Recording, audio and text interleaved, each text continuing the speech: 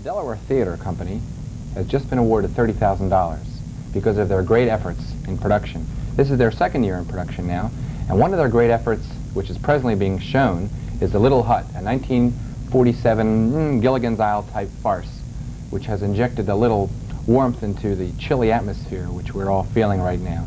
With us today are two New York transplanted actors, David Hopson and Sam Blackwell, who have performed in other productions at the Delaware Theatre Company, and they're here to tell us a little bit about today's show. Gentlemen, welcome. Good evening. Thank you.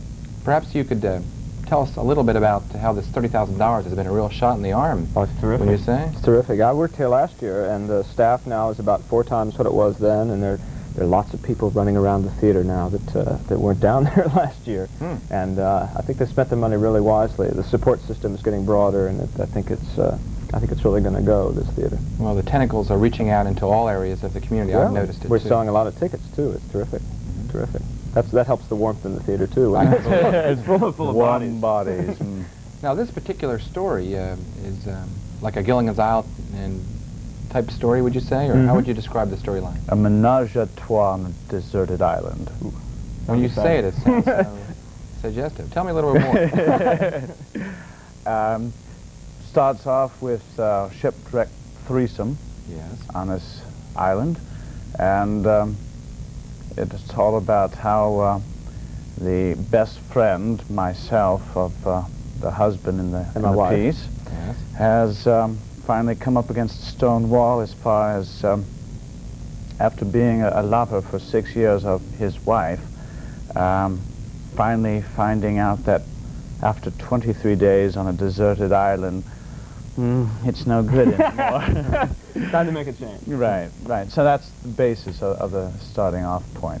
So it's a little unconventional. I mean, it takes the convention of drawing room comedy and the, manners and morals and how you should behave, and it sort of shakes them up on this sandy beach, and you watch where the pieces fall about how people will behave when those rules can't, well, they could, but they don't apply anymore because they're not really practical. Well, it's a matter of supply and demand.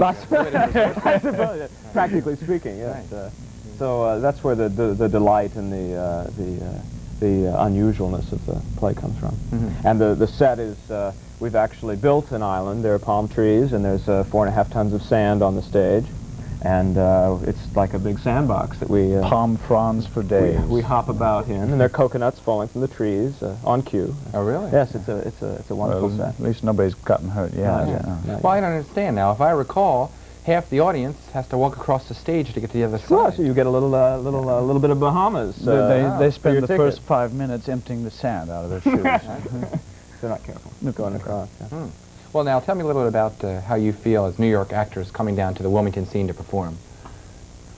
I think it's terrific. I love to work down here. As I say, I was down before. The things that they choose to do at this theater are, I think, very exciting plays. And the fact, just the fact that it's a smallish theater starting to grow gives it a kind of excitement that you don't have if you go off to to an institution, say like the Guthrie or the Arena, that's been, that's already gone through this stage and is now established. We weren't sure how the Little Hut would take. We had a wonderful review after our opening on Friday. Bruce Laird wrote an excellent Yes, and I think a perceptive one. I mean, it was flattering, but it was also, I think, right-headed, though I am in the show, and he did give me a good notice. You don't say yourself. That's right. But the phones were ringing all day, and we sold out that night, and we're getting calls now, and it's exciting in a way that theater like in New York isn't, because, well, sometimes it can be, but often isn't, because it has that kind of, it's something that's happening, and I think it's a wonderful opportunity to see people get involved and get excited, and it's a wonderful thing. I said on one of these meet the cast things after our Wednesday night performance for Christmas Carol, which I was in and Sam was in last year. Not that show, but no. But the thing was that after doing so many plays in New York, and then coming across a production team that goes out of its way to help the actor make his job easier on stage, this theater is great. And I told them then, the people, the subscribers who were in the audience afterwards, that if they have the money in it, they have it in the right place, because it's a going theater. It's going to get better and better, and I'm all for it. So. Well, are tickets sold out yet? Not for the run. I think on the weekends you might have trouble if you don't phone ahead. Why don't you give it some details? Well, let's see. It runs till the 24th. It runs Tuesday through Saturday night. I think we have a matinee next Wednesday that's available at 12:30. It's an early matinee, and the number is 658-6446. You got it right. Yeah, I know. You had it written down. I get tickets all the time. I'm always calling. 658-6445. All right. Very good. Well, gentlemen, it's a pleasure having you on, and I'm going to be there Saturday night to see Terrific. the show. Terrific. So I'm looking forward to seeing that. Good. Stick around. We have a lot more on Focus Delaware. Don't go away. Gentlemen, I hope you get a chance to stick around with